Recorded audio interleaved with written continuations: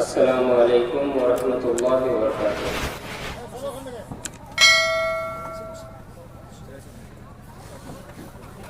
ان الحمد للہ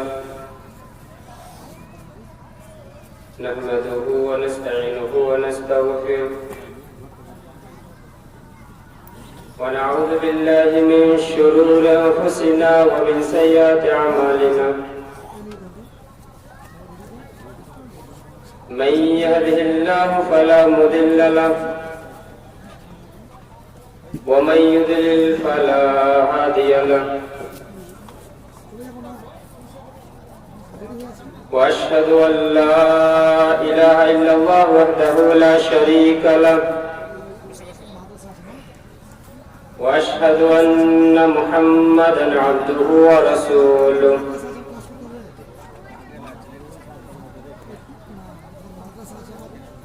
يا أيها الذين آمنوا اتقوا الله حق تقاته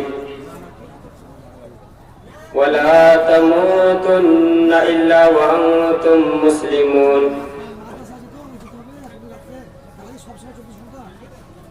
يا أيها الناس اتقوا ربكم الذي خلقكم من نفس واحدة وخلق منها زوجها وبث منهما رجالا كثيرا ونساء، واتقوا الله الذي تساءلون به والأرحام إن الله كان عليكم رقيبا۔ يا أيها الذين آمنوا اتقوا الله وقولوا قولا سديدا يصلح لكم أعمالكم ويغفر لكم ذنوبكم،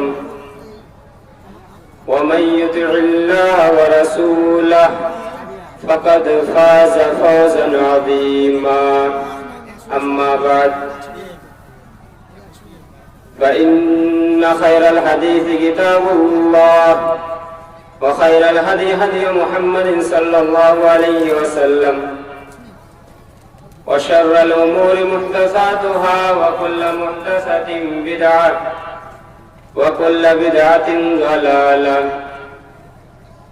وكل ضلالة في النار۔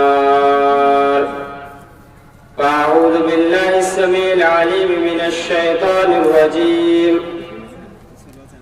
بسم الله الرحمن الرحيم۔ ولا تهنوا ولا تحزنوا وأنتم الأعلون إن كنتم مؤمنين۔ وقال النبي صلى الله عليه وسلم: يوشك الأمم أن تداعى عليكم كما تداعى الأكلة إلى قصعتها، إلى آخر الحديث، رواه أبو داود، وقال الألباني هذا حديث حسن۔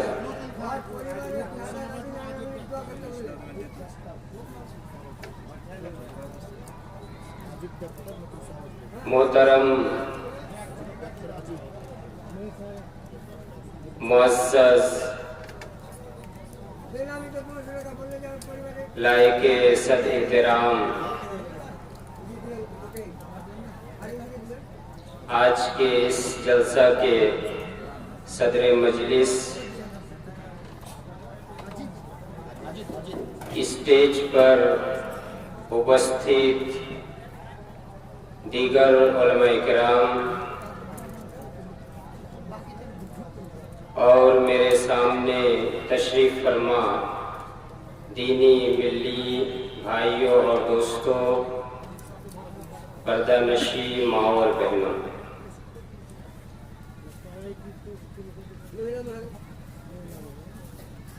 ہر قسم کی تعریف، توصیف، بڑائی، کبریائی، بزرگی، برتری، حمد و ثنا ہر پرکار کی پرشنسائیں اس اللہ رب العالمین کے لیے لائق و سزاوار ہے جو ہمارا خالق ہے، مالک ہے، رازق ہے،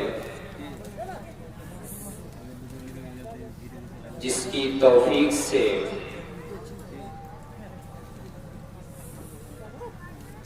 آپ لوگوں نے ایک دینی جلسہ کا قیام کیا اور پہلی مرتبہ، پہلی بار مجھے آپ کے یہاں حاضر ہو کر کچھ باتیں قرآن و حدیث کی روشنی میں بیان کرنے کی توفیق عطا فرمائی۔ اس اللہ رب العالمین کی تعریف حمد و ثنا کرتے ہوئے ہم سب ایک زبان ہو کر کہے الحمدللہ۔ بعدہ بالعموم اس کے تمام انبیاء کرام پر اور بالخصوص اس کے آخری نبی تاجدار مدنی احمد مصطفیٰ محمد مصطفیٰ رسول اکرم صلی اللہ علیہ وسلم پر لاکھوں کروڑوں درود و سلام نازل ہوں۔ اللہم صلی علیہ، اللہم بارک علیہ وسلم علیہ تسلیما کثیرا۔ برادران اسلام، خطبۃ الحاجہ کے بعد میں نے آپ حضرات کے سامنے سورہ آل عمران سورہ نمبر 3 آیت نمبر 139 کی تلاوت کی ہے اور ابو داؤد کی ایک صحیح حدیث نمبر 4297 پیش کی ہے۔ اس آیت اور حدیث کی روشنی میں مختصراً ان شارٹ اپنی ٹوٹی پھوٹی زبان دارا کچھ باتیں آپ کے سامنے پیش کرنے کی کوشش کر رہا ہوں۔ وما توفیقی الا باللہ۔ برادران اسلام، ہم لوگ اچھی طرح سے جانتے ہیں اور یہ مانتے بھی ہیں کہ قرآن مجید اللہ تبارک و تعالیٰ کی آخری کتاب ہے، انتم پستک ہے، جو انتم رسی آخری نبی محمد رسول اللہ صلی اللہ علیہ وسلم پر اتاری گئی ہے۔ اس لیے جس کے دل میں اللہ اور اس کے رسول کی محبت ہوگی، اس کے دل میں قرآن کی محبت ضرور ہوگی، اور جو سینہ، جو دل، جو ہردے قرآن کی محبت سے خالی ہوگا، جس ہردے کے اندر قرآن کا پریم نہیں ہوگا، وہ سینہ، وہ ہردے، وہ دل اللہ اور اس کے رسول کی محبت سے بھی خالی ہوگا۔ اس لیے کہ قرآن مجید ہمیں سیدھا راستہ دکھلاتا ہے، یہ قرآن مجید ہمیں کامیابی کا راستہ دکھلاتا ہے، یہ قرآن مجید ہمیں جنت کا راستہ دکھلاتا ہے۔ ہر موڑ پر، ہر لمحہ، قدم قدم پر ہمیں قرآن مجید سے سبق لینا ہے، قرآن مجید سے سیکھ لینا ہے، قرآن مجید سے ہمیں ہدایت حاصل کرنا ہے۔ لیکن اگر ہم اپنے ماحول کا جائزہ لیں اپنے پریویش کا جائزہ لیں تو ہمیں پتہ چلے گا کہ ہم اپنے آپ کو مسلمان تو کہتے ہیں، ہم اپنے آپ کو مومن تو کہتے ہیں، ہم ایماندار ہونے کا دعویٰ تو کرتے ہیں، لیکن قرآن مجید سے قرآن مجید کے ساتھ ہمارا تعلق، جو سمپرک، جو ریلیشن ہونا چاہیے تھا، وہ سمپرک، وہ ریلیشن اور وہ تعلق نہیں ہے۔ اس لیے آج جگہ جگہ پر ہمیں بے عزت کیا جاتا ہے، جگہ جگہ پر ہم ذلیل و خوار ہوتے ہیں، جگہ جگہ پر ہماری بے عزتی ہوتی ہے۔ کیوں؟ اس لیے کہ ہم نے قرآن مجید کو چھوڑ دیا، قرآن مجید کی تعلیمات کو ہم نے پس پشت رکھ دیا، قرآن مجید کے فرامین کو ہم نے چھوڑ دیا۔ علامہ اقبال نے بہت پہلے اس کا نقشہ کھینچ دیا تھا۔ وہ زمانے میں معزز تھے مسلمان ہو کر، وہ زمانے میں معزز تھے مسلمان ہو کر، اور ہم خوار ہوئے تارک قرآن ہو کر۔ صحابہ کرام کی عزت تھی، صحابہ کرام کو سربلندی ملی تھی، صحابہ کرام کا مقام اونچا اور بلند تھا۔ کیوں؟ اس لیے کہ انہوں نے قرآن مجید کو اپنایا تھا، قرآن مجید کو اپنی زندگی کا ایک حصہ بنا لیا تھا، قرآن مجید کی تعلیمات پر عمل پیرا تھے، قرآن مجید کے اسباب کو انہوں نے اپنی زندگی میں، اپنے جیون میں لاگو کیا تھا۔ اس لیے ان کی عزت تھی، ان کا سمان تھا، ان کو سربلندی ملی تھی۔ لیکن آج ہم مسلمان تو ہم اپنے آپ کو کہتے ہیں، مومن تو ہم اپنے آپ کو کہتے ہیں، لیکن قرآن کے ساتھ جو تعلق ہمارا ہونا چاہیے، قرآن کے ساتھ جو ہمارا رشتہ ہونا چاہیے، وہ رشتہ، وہ تعلق، وہ ریلیشن، وہ سمپرک نہیں رہا۔ کیا یہ افسوس کی بات نہیں ہے اگر میں یہ کہوں کہ ہم میں سے اکثر لوگ یہاں جو بیٹھے ہیں، یہاں کا ماحول کیا ہے مجھے معلوم نہیں، لیکن آپ اکثر عوام کے اندر آپ دیکھیے، ہم اپنے آپ کو مسلمان کہتے ہیں، لیکن اکثر ہم میں سے ایسے لوگ ہیں، زیادہ تر ایسے لوگ ہیں جو قرآن مجید کو سمجھنا تو دور کی بات ہے، قرآن مجید کو دیکھ دیکھ کر کے تلاوت بھی نہیں کرنا جانتا۔ کیا یہ افسوس کی بات نہیں ہے؟ جو گرنتھ، جو کتاب ہمیں سیدھا راستہ دکھلائے، جو کتاب ہمیں جنت کا راستہ دکھلائے، اس کتاب کو ہم تلاوت بھی کرنا نہ جانیں۔ کیا یہی مسلمانوں کی ذمہ داری رہ جاتی ہے؟ مسلمانوں کی ڈیوٹی، کرتویہ اور ذمہ داری کیا یہی رہ جاتی ہے کہ ہم اپنے آپ کو مسلمان کہیں، اپنے آپ کو مومن کہیں، لیکن ہم قرآن مجید کی تلاوت بھی کرنا نہ جانیں؟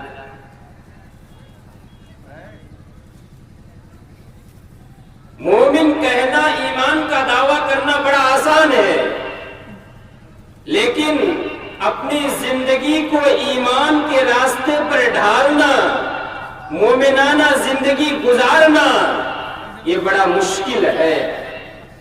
لیکن جس کے دل میں اللہ کا ڈر، اللہ کا خوف ہے، اللہ کا تقوی ہے، اس کے لیے بڑا آسان ہے۔ ایک بندہ جب کلمہ پڑھتا ہے، لا الہ الا اللہ محمد رسول اللہ، جب ایک بندہ اس کلمہ کا اچارن کرتا ہے، لا الہ الا اللہ اللہ کے سوا کوئی معبود نہیں ہے، محمد رسول اللہ اور محمد صلی اللہ علیہ وسلم اللہ تبارک و تعالیٰ کے آخری رسول ہیں۔ جب ایک بندہ اس کلمہ کا اچارن کر لیتا ہے، جب ایک بندہ اس کلمہ کو اپنی زبان سے ادا کر لیتا ہے، تو وہ گویا کہ اللہ تبارک و تعالیٰ کو تمام کے تمام معبودوں کو باطل قرار دے کر کے، تمام کے تمام معبودوں کو پسے پشت ڈال کر کے ایک ماتر اللہ تبارک و تعالیٰ کی الوہیت کو قبول کر لیتا ہے۔ وہ بندہ اس کلمہ کو پڑھنے کے بعد یہ سوچ لیتا ہے کہ یہ سر اگر جھکے گا تو وہ اللہ تبارک و تعالیٰ کے سامنے جھکے گا، یہ ماتھا اگر کسی کے سامنے نمن کرے گا وہ اللہ تبارک و تعالیٰ کے سامنے کرے گا۔ میری زندگی جا سکتی ہے، میری جان جا سکتی ہے، لیکن اللہ تبارک و تعالیٰ کے سوا کسی کے سامنے یہ ماتھا ٹیکا نہیں جا سکتا ہے، کسی کے سامنے میں سر سجود ہو ہی نہیں سکتا۔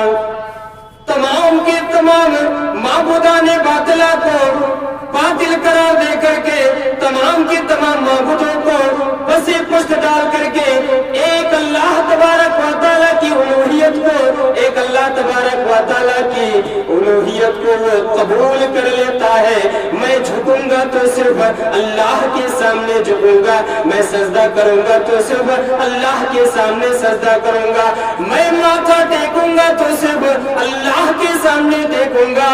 یہ سر کسی دوسرے کے دربار میں جھک نہیں سکتا ہے، کسی دوسرے کے دربار میں ماتھا نہیں ٹیکا جا سکتا ہے۔ صرف اتنا ہی نہیں، محمد رسول اللہ جب اللہ کی الوہیت کو مان لیتا ہے، اللہ کی الوہیت کو مان لینے کے بعد وہ یہ بھی اقرار کر لیتا ہے کہ محمد صلی اللہ علیہ وسلم اللہ تبارک و تعالیٰ کے آخری رسول ہیں، یعنی میں تمام کی تمام چیزوں کو قربان کر سکتا ہوں اللہ کے نبی محمد رسول اللہ صلی اللہ علیہ وسلم کے راستے کو اپنانے کے لیے۔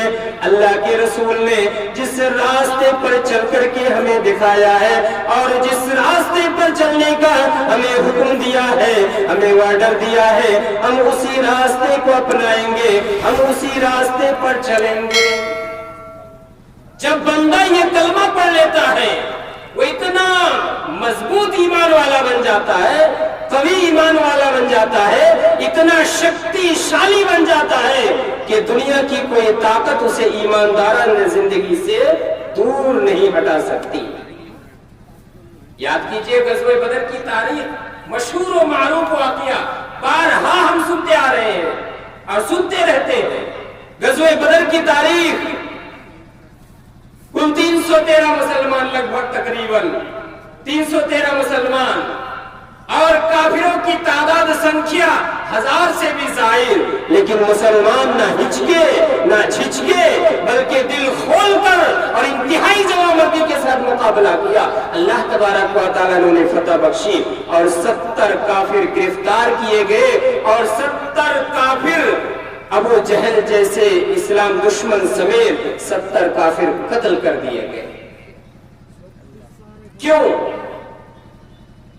ان لوگوں کا ایمان مضبوط تھا، مسلمانوں کا ایمان اتنا مضبوط تھا، مسلمانوں کا ایمان اتنا بڑا ہوا تھا کہ جب یہ لوگ فتح کرتے کرتے افریقہ کے کنارے تک پہنچ جاتے ہیں، وجے کرتے کرتے افریقہ کے کنارے تک پہنچ جاتے ہیں، ساحل سمندر تک پہنچ جاتے ہیں، سمندر کے کنارے تک پہنچ جاتے ہیں، پھر بھی وہ اپنی نگاہ کو آسمان کی طرف اٹھاتا ہے اور اللہ تبارک و تعالیٰ سے کہتا ہے، اے اللہ تیری زمین ختم ہو گئی، ورنہ ہم آج آسمان کے نیچے ایسی کوئی جگہ نہ چھوڑتے جہاں تیرے دین کا جھنڈا نہ گاڑ دے۔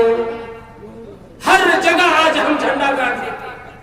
یہ مسلمانوں کا ایمان تھا، یہ مسلمانوں کی شکتی تھی، یہ مسلمانوں کی طاقت تھی، یہ مسلمانوں کی پاور تھی، لیکن آج ہم دواؤں سے ڈرتے ہیں، امراض سے گھبراتے ہیں، تھوڑی سی کوئی پریشانی آ گئی ہمارے اندر خلبلی مچ جاتی ہے۔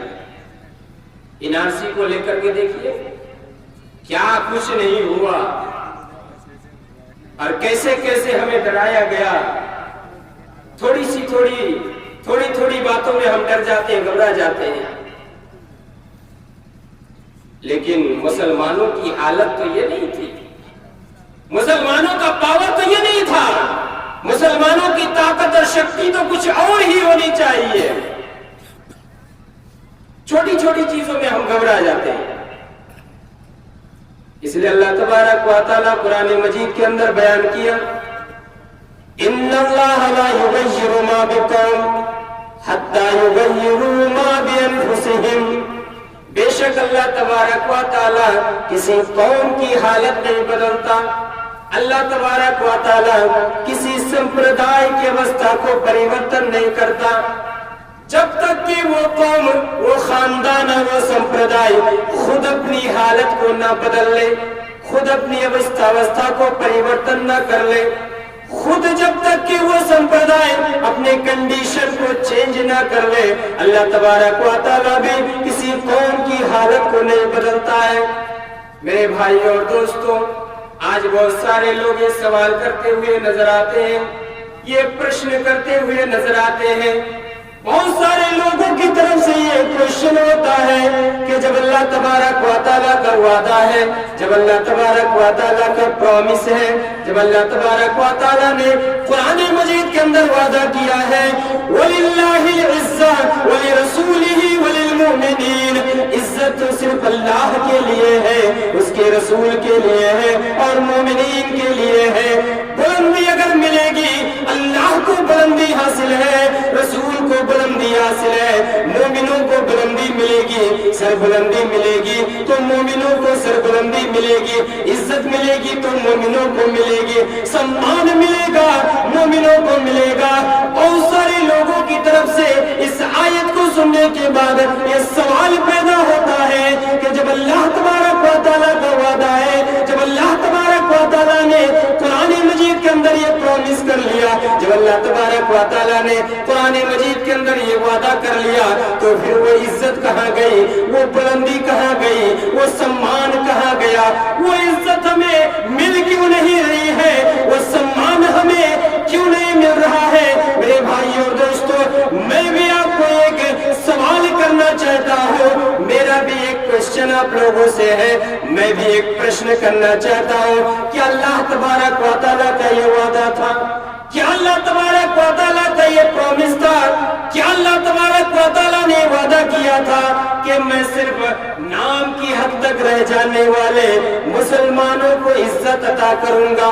کیا اللہ تبارک و تعالیٰ کا یہ پرومس تھا کہ صرف خاندان کی حد تک رہ جانے والے مسلمانوں کو میں سر بلندی عطا کروں گا؟ نہیں، نہ اللہ تبارک و تعالیٰ کا یہ وعدہ تھا، نہ قرآن مجید کا یہ وعدہ تھا، نہ قرآن مجید کا وعدہ بدلا، نہ اللہ کا وعدہ بدلا، نہ اللہ کا پرومس بدلا، نہ قرآن کے احکام بدلے۔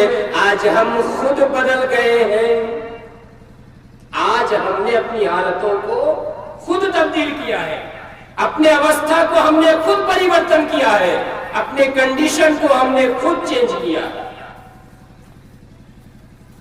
نمک میں اگر نمکینی نہ ہو تو بیکار ہے، آگ میں اگر گرمی نہ ہو تو بیکار ہے، آگ میں اگر جلانے کی طاقت نہ ہو تو بیکار ہے۔ ہر ایک چیز کی ایک خصوصیت، ایک ویششٹ ہوتی ہے، ہم مسلمانوں کی بھی خصوصیت یہ ہونی چاہیے کہ ہم قرآن کے اوپر عمل کرنے والے، ہم احادیث کے اوپر عمل کرنے والے ہیں، لیکن اگر وہ خصوصیت نہ رہی، قرآن مجید کو اگر ہم ماننے والے ہی نہ رہے، تو پھر ہماری عزت، ہمارا سمان ہے یا لٹ گیا، چھین لیا گیا، ختم ہو گیا۔ اب اللہ تبارک و تعالیٰ کو کوئی فرق نہیں پڑتا، اللہ تبارک و تعالیٰ کو کوئی فرق نہیں پڑتا۔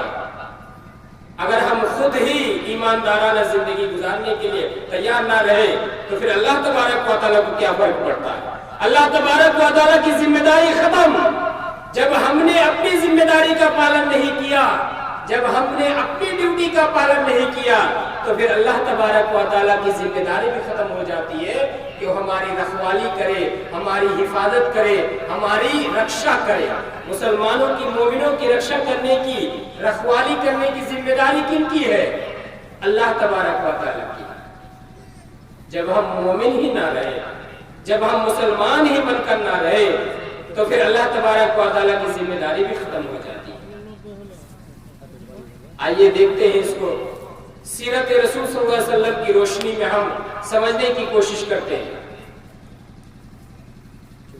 آپ نے اس واقعہ کو بار بار سنے ہوں گے، پھر بھی میں وذکر فإن الذکر تنفع المؤمنین کے تحت کہ مومنوں کو آپ نصیحت کرتے رہے۔ نصیحت، بے شک نصیحت یہ مومنوں کو فائدہ پہنچاتی ہے۔ یہ ہجرت کا واقعہ، ہجرت کا گھٹنا ہم سب سنتے رہتے ہیں، مختصراً آپ کے سامنے میں بیان کرتا ہوں۔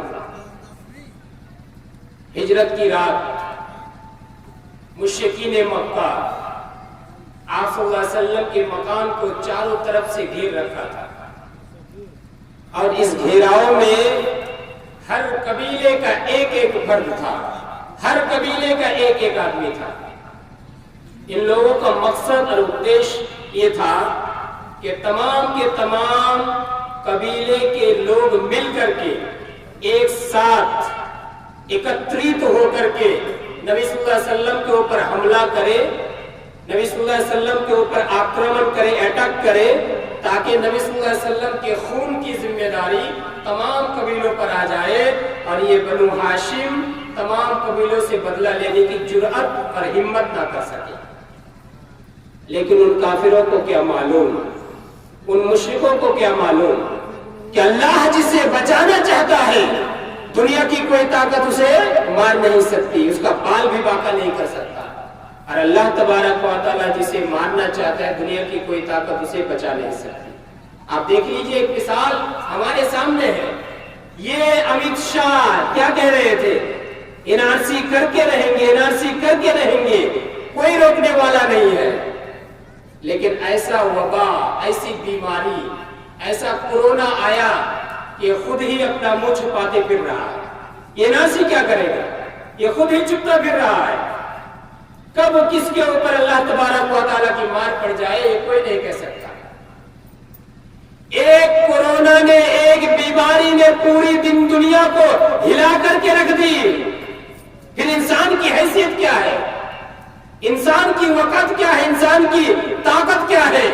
ایک کورونا نے، ایک بیماری نے پوری دنیا کو ہلا کر کے رکھ دی۔ تو یہ کیا نبی صلی اللہ علیہ وسلم کو مارنے کے لیے، نبی صلی اللہ علیہ وسلم کو قتل کرنے کے لیے، ہتیا کرنے کے لیے پورے مکان کو گھیر رکھا تھا چاروں طرف سے، تاکہ نبی صلی اللہ علیہ وسلم کی ہتیا کر دی جائے، نبی صلی اللہ علیہ وسلم کو قتل کر دیا جائے۔ لیکن اللہ تبارک و تعالیٰ کو کچھ اور ہی منظور تھا۔ نبی صلی اللہ علیہ وسلم اپنے مکان سے نکلتے ہیں، مختصراً میں بیان کر رہا ہوں، وقت زیادہ اجازت نہیں دیتا۔ نبی صلی اللہ علیہ وسلم اپنے مکان سے نکل رہے ہیں، نکلنے کے بعد اپنے یار غار، رفیق یار ابوبکر صدیق رضی اللہ تعالیٰ عنہ کو ساتھ لے لیتے ہیں۔ دونوں مل کر کے ہجرت کرنے کے لیے تیار ہو جاتے ہیں، ہجرت کے لیے نکل جاتے ہیں مکہ سے مدینہ کی طرف۔ یہ مشرکین مکہ، کفار مکہ، یہ بھی نبی صلی اللہ علیہ وسلم کو تلاشتے نبی صلی اللہ علیہ وسلم کا پیچھا کرتے کرتے یہ بھی نکل جاتے ہیں۔ نبی صلی اللہ علیہ وسلم جب یہ اندیشہ ہوتا ہے، نبی صلی اللہ علیہ وسلم کو جب یہ خطرہ لاحق ہوتا ہے، نبی صلی اللہ علیہ وسلم غار ثور میں جا کر کے پناہ لے لیتے ہیں، غار ثور میں جا کر کے چھپ جاتے ہیں۔ غار ثور میں جب جاتے ہیں، صحیح بخاری کی روایت ہے، آپ صحیح بخاری حدیث نمبر 4663 اٹھا کر کے دیکھیے، انس بن مالک رضی اللہ تعالیٰ عنہ سے مروی ہے، ابوبکر صدیق رضی اللہ تعالیٰ عنہ بیان کرتے ہیں میں اور اللہ کے نبی کنت مع النبی صلی اللہ علیہ وسلم فی الغار، میں اور اللہ کے نبی غار ثور میں موجود ہوں، کیا دیکھتا ہوں؟ فرأیت آثار المشرکین، میں اور اللہ کے نبی غار ثور میں موجود کیا دیکھتا ہوں؟ مشرکین کے آثار، مشرکین کو بھی دیکھتا ہوں کہ وہ لوگ بھی پہنچ گئے ہیں۔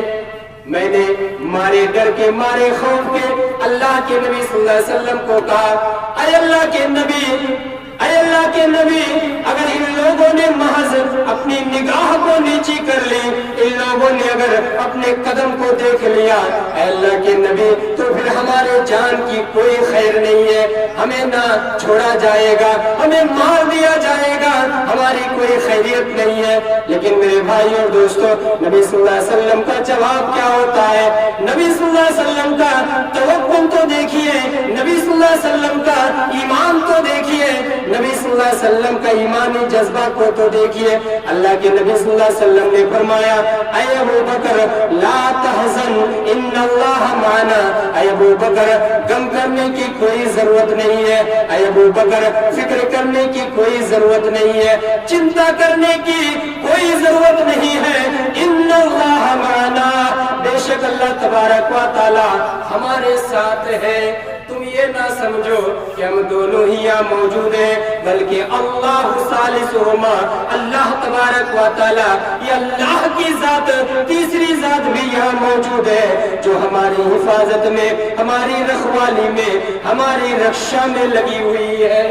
کیا تم یہ سوچتے ہو کہ ہم دونوں یہاں موجود ہیں؟ نہیں، بلکہ ایک تیسری ذات موجود ہے، وہ اللہ تبارک و تعالیٰ کی ذات موجود ہے، جو ہماری رکھوالی، ہماری حفاظت اور ہماری رکشا میں لگی ہوئی ہے۔ اس لیے میرے بھائی اور دوستو، بیان کرنے کا مقصد یہ ہے کہ اگر ہمارا ایمانی جذبہ مضبوط ہو گیا، ایمانی پاور اگر شکتی شالی ہو گیا، اگر ہم شکتی شالی مومن بن گئے، پاورفل مومن بن گئے، تو پھر ہمیں روکنے والا، ہمیں ٹوکنے والا، ہمیں ہمارے راستے میں روڑا ڈالنے والا کوئی پیدا نہیں ہو سکتا۔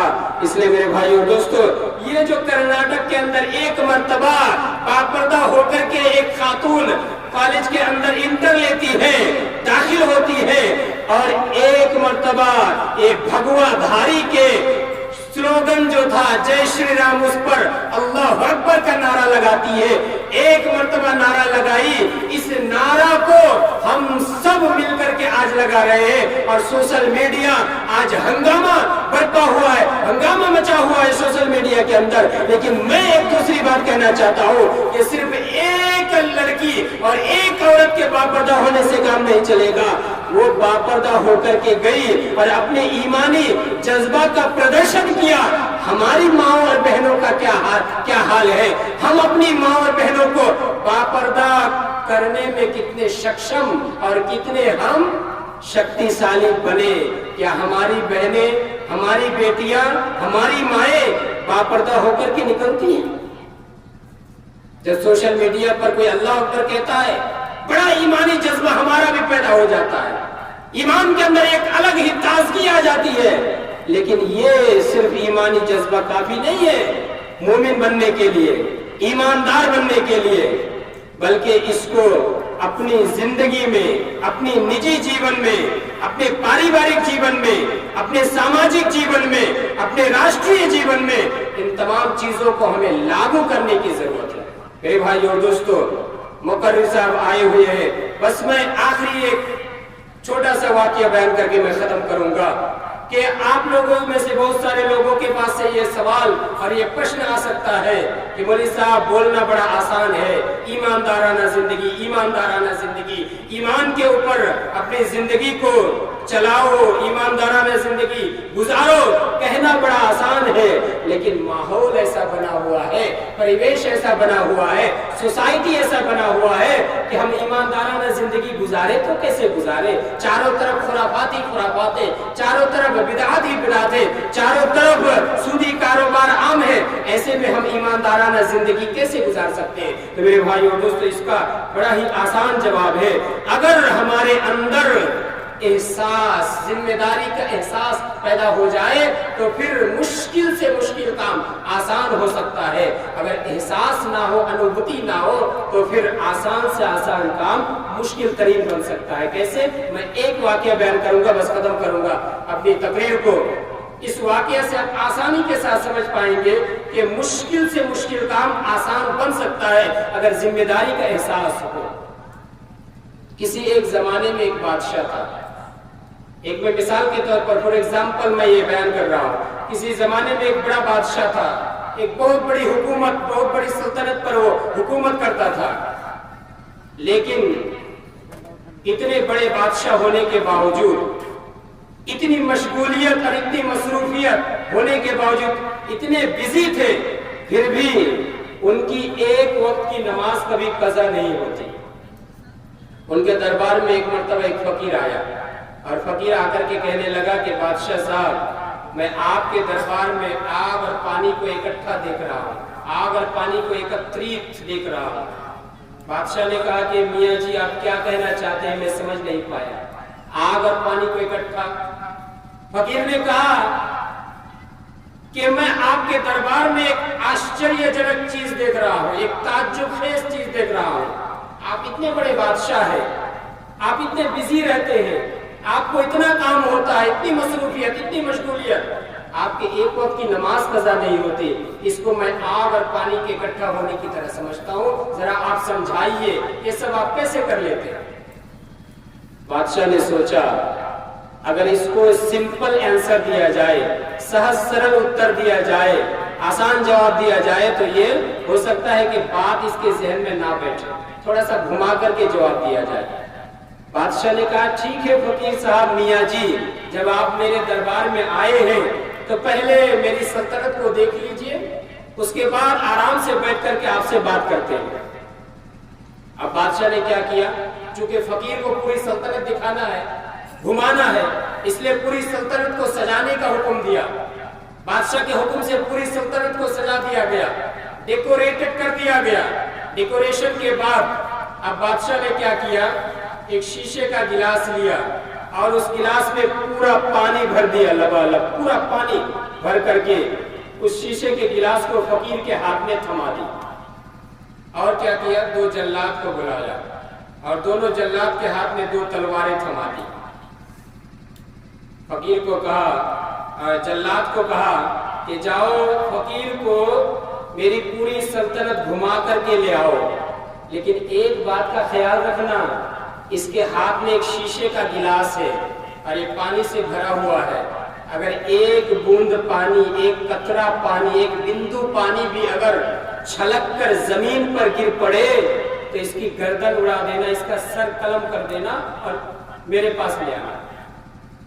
اب فقیر کی حالت تو خراب. وہ سلطنت کو دیکھتا تو کیسے دیکھتا؟ شیشے کا گلاس پانی سے بھرا ہوا، ایک قطرہ پانی، ایک بوند پانی اگر زمین پر گر پڑے تو اس کی گردن اڑا دی جائے گی، سر قلم کر دیا جائے گا. اب وہ اس گلاس کو لے کر کے آہستہ آہستہ گھوم رہا تھا، آہستہ آہستہ اس کی نظریں گلاس پر لگی ہوئی تھی کہ کہیں گلاس سے ایک بوند پانی، ایک قطرہ پانی چھلک کر زمین پر نہ گر پڑے اور میری گردن نہ اڑا دی جائے. گھومتے گھومتے گھومتے گھومتے شام ہوئی. جب فقیر واپس دربار میں آیا تو پورا پسینے سے شرابور، آنکھیں پیلی پڑ گئی تھی. بادشاہ نے مسکراتے ہوئے کہا کہیے میاں جی کیسے آنا ہوا؟ میری پوری سلطنت کو دیکھ لیا، کیسا لگا؟ اب یہ فقیر مارے غصہ کے بولا تیرا ستیہ ناش ہو، تو برباد ہو جائے. تو نے مجھے اس لائق کہا رکھا تھا کہ میں تیری سلطنت کو دیکھتا. ارے میری نظریں تو گلاس پر لگی ہوئی تھی کہ کہیں گلاس سے ایک بوند پانی، ایک قطرہ پانی چھلک کر کے زمین مت نہ گر پڑے اور میری گردن نہ اڑا دی جائے. میں تیری سلطنت کو کیسے دیکھتا؟ یہ مارے غصہ کے مذاق بنا کر کے رکھا ہے. میرے بھائی اور دوستوں، بادشاہ کا کیا جواب ہوتا ہے؟ بادشاہ نے اب جواب دیا ہے فقیر میاں تم میرے دربار میں آ کر کے مجھ سے سوال کیے، اے بادشاہ صاحب آپ اتنے بڑے بادشاہ ہیں، آپ اتنی بڑی سلطنت پر حکومت کرتے ہیں، آپ کو اتنی مصروفیت ہوتی ہے، اتنی مشغولیت ہوتی ہے، اتنے کام ہوتے ہیں، پھر بھی آپ کی ایک وقت کی نماز قضا نہیں ہوتی۔ میں اس کو آگ اور پانی کے اکٹھا ہونے کی طرح سمجھتا ہوں۔ آپ ذرا سمجھا دیجئے۔ اے فقیر اب سنو جواب۔ تمہارے دل میں جس طرح یہ ڈر لاحق تھا، یہ خوف تھا کہ کہیں گلاس سے ایک بوند پانی، ایک قطرہ پانی چھلک کر کے زمین پر نہ گر پڑے اور میری گردن نہ اڑا دی جائے، میرا سر نہ قلم کر دیا جائے، اسی طرح میرے دل میں ہمیشہ اللہ تبارک و تعالیٰ کا ڈر ہوتا ہے، اللہ تبارک و تعالیٰ کا خوف ہوتا ہے، اللہ تبارک و تعالیٰ کا بھے لے کر کے میں اپنے ہردے میں ہمیشہ چلتا رہتا ہوں۔ اس لیے میری اتنی مصروفیت کے باوجود، مشغولیت کے باوجود، اتنا کام ہونے کے باوجود ایک وقت کی نماز قضا نہیں ہوتی ہے۔ آج جس طرح تمہارے دل میں ڈر تھا کہ ایک بوند پانی، ایک قطرہ پانی چھلک کر زمین پر نہ گر پڑے اور میری گردن نہ اڑا دی جائے، اس طرح اگر تمہارے دل میں بھی اللہ تبارک و تعالیٰ کا ڈر آ جائے، اللہ تبارک و تعالیٰ کا خوف آ جائے، اللہ تبارک و تعالیٰ کا بھے اگر تمہارے ہردے میں آ جائے، تو پھر تمہارے لیے بھی تمام کے تمام اسلام کے کام، تمام کے تمام شریعت کے کام آسان ترین بن سکتا ہے۔ بس ذمہ داری کا احساس ہونا چاہیے، ذمہ داری کا احساس ہونا چاہیے۔ ذمہ داری کا اگر احساس ہے تو پھر سب کے سب آسان ہے، اگر احساس نہیں ہے تو پھر آسان سے آسان کام مشکل ترین بن سکتا ہے۔ اس لیے میرے بھائی اور دوستو، باتیں بہت ساری کہی جا سکتی ہے، لیکن رات بھی بہت کافی ہو چکی ہے اور مقرر صاحب بھی آ کر بیٹھے ہوئے ہیں اور میرا وقت بھی ختم ہو گیا ہے۔ میں خیر میں اللہ تبارک و تعالیٰ سے یہ دعا کروں گا، یا رب العالمین تو ہم تمام مسلمانوں کو قرآن و حدیث کے مطابق اپنی زندگی گزارنے کی توفیق عطا فرما، آمین۔ یا رب العالمین ہم تمام مسلمانوں کو قرآن و حدیث کے مطابق اپنے جیون کو آگے بڑھانے کی توفیق عطا فرما، آمین۔ یا رب العالمین ہم میں سے